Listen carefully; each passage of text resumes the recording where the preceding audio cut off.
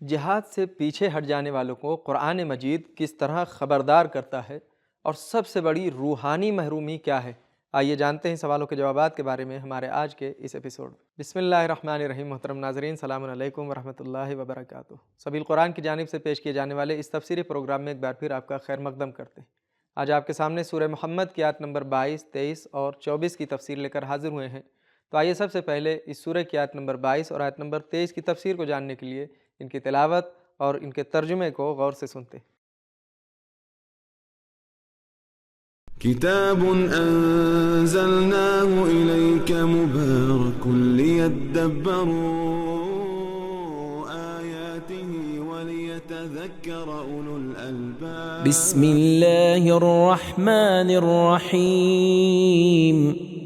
فهل عسيتم إن توليتم أن تفسدوا في الأرض وتقطعوا أرحامكم أولئك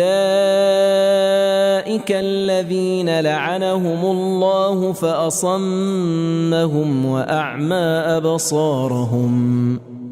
منافقو، کیا تم سے کچھ دور ہے کہ اگر تم حاکم بنو تو روئے زمین میں فساد پھیلانے اور اپنے رشتے ناتوں کو توڑنے لگو۔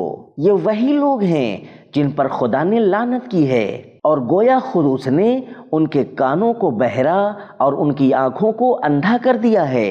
بہترین تلاوت اور ترجمے کو سن لینے کے بعد اب آئیے دیکھتے ہیں کہ ان دونوں آیتوں میں کیا نکات پائے جاتے ہیں۔ کتاب انزلناه الیک مبارک لیدبروا۔ مفسرین نے تولیتم کی دو طرح سے تفسیر کی ہے۔ الف، دین اور جہاد کے محاذ سے منہ موڑنا اور اس کے بجائے گناہوں، فساد اور رشتہ داری توڑنے میں مشغول ہو جانا۔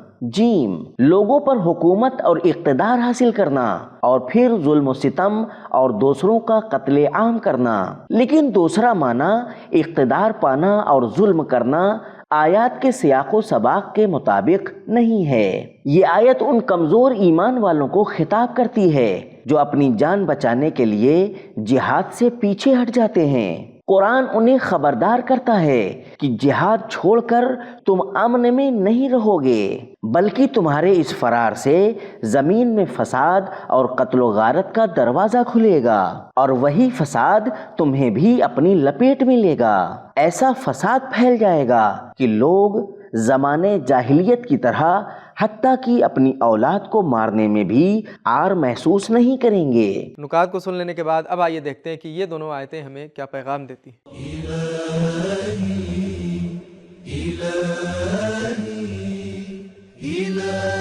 پیغام نمبر 1، دین اور قرآن کے احکام سے منہ موڑنا زمین پر فساد اور تباہی کا سبب بنتا ہے۔ نمبر 2، رشتہ داریوں کو توڑنا ایسا گناہ ہے جو زمین پر فساد کے برابر ہے۔ نمبر 3، جب زمین پر فساد پھیل جاتا ہے تو انسان اپنے قریبی رشتہ داروں پر بھی رحم نہیں کرتا۔ نمبر 4، جہاد سے بھاگنے والے، فساد پھیلانے والے اور رشتہ داری توڑنے والے اللہ کی لعنت کے مستحق ہوتے ہیں۔ نمبر 5، اللہ کی رحمت سے محرومی دراصل ہمارے اپنے برے اعمال کا نتیجہ ہے۔ نمبر 6، اگر اللہ کی دی ہوئی نعمتوں جیسے آنکھیں، کان سے حق کو نہ سنو اور نہ دیکھو تو یہ گویا ان نعمتوں سے محرومی ہی ہے۔ نمبر 7، سب سے بڑی روحانی محرومی یہ ہے کہ انسان سچائی کو پہچاننے سے محروم ہو جائے۔ نمبر 8، اللہ کی دی ہوئی صلاحیتوں کا غلط اور بے فائدہ استعمال اس بات کی علامت ہے کہ انسان اللہ کی رحمت سے دور ہو چکا ہے۔ آیت نمبر 22 اور 23 کی تفسیر کو جان لینے کے بعد اب آئیے آیت نمبر 24 کی تفسیر کو جاننے کے لیے سب سے پہلے اس کی تلاوت اور ترجمے کو غور سے سنتے ہیں۔ کتاب انزلناه الیک مبارک لیدبروا آیاته ولیتذکر اولو الالباب۔ بسم اللہ الرحمن الرحیم۔ افلا يتدبرون القرآن ام على قلوب اقفالها۔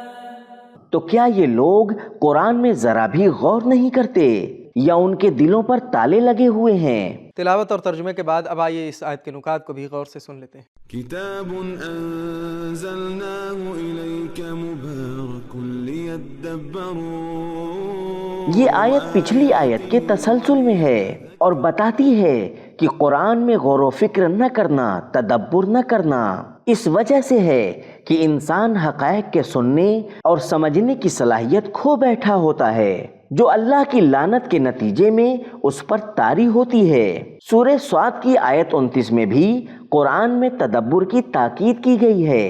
کتاب انزلناہ الیک مبارک لیدبروا آیاتی ولیتذکر اولو الالباب۔ یہ ایک بابرکت کتاب ہے جسے ہم نے تم پر نازل کیا تاکہ لوگ اس کی آیات پر غور و فکر کریں اور عقل مند لوگ اس سے نصیحت حاصل کریں۔ نکات کو سن لینے کے بعد اب آئیے سورہ محمد کی آیت نمبر 24 کے پیغامات کو بھی غور سے سن لیتے ہیں۔